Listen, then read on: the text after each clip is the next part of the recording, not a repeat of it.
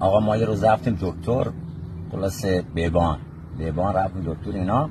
بعدن خیلی شلوغ بود، خیلی شلوغ و اینا. گفتیم آقا چیکار کنیم اینا، دین طایفه اینا. بعد گفتیم آقا بریم خلاصه تو لجا. رفتم گفتم 2 تا میبخشید، من به سمنه کم خدا شاهده، حال نمیتونم سر پا بیزم، اگه میشه کم زودتر ما بفرست آخر.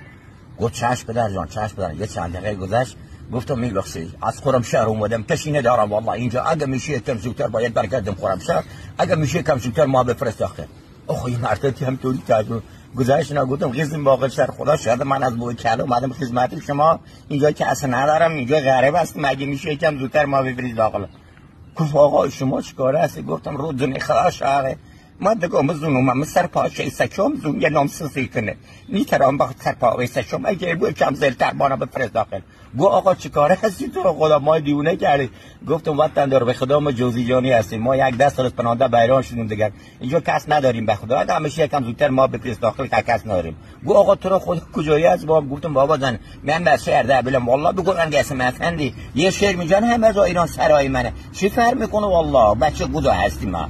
گفت بابا تو ما دیونه گری کجای؟ گفتم خاله ما بچه همه گینه ما بچه گناوه ما بچه کوگینه ما، یه شعر میگن همه جای ایران سرای من هست، بچه کوگینه ما خلاصه بچه همین ایران بچه ایران ما.